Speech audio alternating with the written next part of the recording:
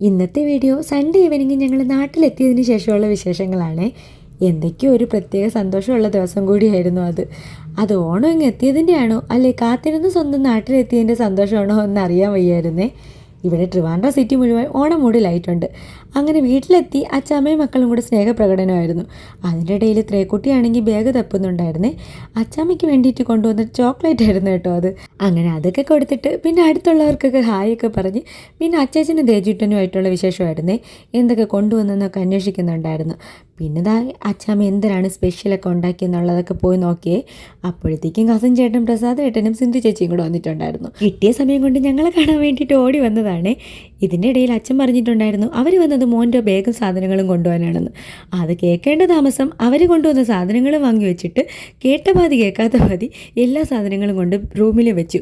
ഇനി ആരും എടുത്തുകൊണ്ട് പോകാൻ പാടില്ലല്ലോ. അതൊക്കെ കഴിഞ്ഞപ്പോൾ നല്ല അടിപൊളി മഴയായിരുന്നേ. പിന്നെ ഫുഡൊക്കെ കഴിച്ച് കിടന്നുറങ്ങി. ഇത് പിറ്റേ ദിവസം രാവിലെ തന്നെ യാത്ര തുടങ്ങിയിട്ടുണ്ടായിരുന്നേ. പിന്നെ ഇതിൻ്റെ ഇടയിൽ വെച്ച് തന്നെ 1-2 സ്ഥലങ്ങളിലൊക്കെ പോയിട്ടുണ്ടായിരുന്നു. അങ്ങനെ അത് നേരെ ഏട്ടൻ്റെ അനിയത്തിയുടെ വീട്ടിലേക്കാണ് വന്നത്. ഇത് എൻ്റെ വീടും കഴിഞ്ഞിട്ടാണ് പോവേണ്ടത്. കിളിമാനൂരാണ് കേട്ടോ. ഇവിടെ ചേട്ടൻ്റെ അച്ഛൻ കഴിഞ്ഞ മാസം മരിച്ചതുകൊണ്ട് ഇത്തവണ അവർക്ക് ഓണമില്ല. അങ്ങനെ പിന്നെ അളിയന് വേണ്ടിയിട്ട് ബാറ്റൊക്കെ കൊണ്ടാണ് ഈ അളിയൻ വന്നിട്ടുള്ളത്. അങ്ങനെ ബാറ്റൊക്കെ കൊണ്ട് എല്ലാവരുമായിട്ട് ക്രിക്കറ്റ് കളിക്കാനും ഇറങ്ങിയിട്ടുണ്ടായിരുന്നു. അത് പിന്നെ ആമ്പിളർ കൂടിയ പിന്നെ അങ്ങനെയാണല്ലോ. പിന്നെ ഞങ്ങൾക്ക് വേണ്ടിയിട്ട് സ്പെഷ്യലായിട്ട് മരിച്ചീനൊക്കെ റെഡിയാക്കി വെച്ചിട്ടുണ്ടായിരുന്നേ. രാവിലെ ബ്രേക്ക്ഫാസ്റ്റൊക്കെ കഴിച്ചിട്ടാണ് ഞങ്ങൾ വന്നിട്ടുണ്ടായിരുന്നത്. ഇതിനിടയിൽ വെച്ച് 1-2 വീട്ടിൽ പോയിട്ടും ഉണ്ടായിരുന്നു. പിന്നെ നേരെ ഏട്ടൻ്റെ അനിയത്തിര എന്നെ നാത്തൂൻ്റെ വീട്ടിലും കൂടെ പോയി. പിന്നെ നേരെ എൻ്റെ വീട്ടിലേക്കാണേ പോയത്. ഇവിടെ വരേണ്ട ഒരു അത്യാവശ്യം ഉണ്ടായിരുന്നു. അതുകൊണ്ടാണ് പിന്നെ രാവിലെ തന്നെ ഇറങ്ങിയത്. ഇല്ലെങ്കിൽ പിന്നെ ഓണത്തിനേ വരുള്ളായിരുന്നേ. അങ്ങനെ സ്നേഹപ്രകടനങ്ങളൊക്കെ കഴിഞ്ഞ് പിന്നെ എൻ്റെ അമ്മാമ്മയാണെങ്കിൽ ഇപ്പോൾ ഈ പരുവത്തിലാണേ ഉള്ളത്. കഴിഞ്ഞ പ്രാവശ്യമൊക്കെ വരുമ്പോൾ ഒരു കുഴപ്പമില്ലായിരുന്ന ആളാണ്. പെട്ടെന്ന് അങ്ങ് വയ്യാതായതാണേ. അങ്ങ് ബെഡിലായി പോയായിരുന്നു. ഇപ്പം ആരെങ്കിലും സഹായിച്ചാൽ പിടിച്ച് നടക്കാറായിട്ടുണ്ട്. പിന്നെ എൻ്റെ പുന്നാരാണെങ്കിൽ എൻ്റെ മുടി വളർന്ന് നടക്കുന്നതെന്നും പറഞ്ഞ് രണ്ടും കൂടെ അതിൽ കിടന്ന് തൂങ്ങലായിരുന്നു. അവനാണെങ്കിൽ മുടി വെട്ടേയില്ലേ. പിന്നെ വല്യമ്മയും വല്യച്ഛനും വന്നിട്ടുണ്ടായിരുന്നു.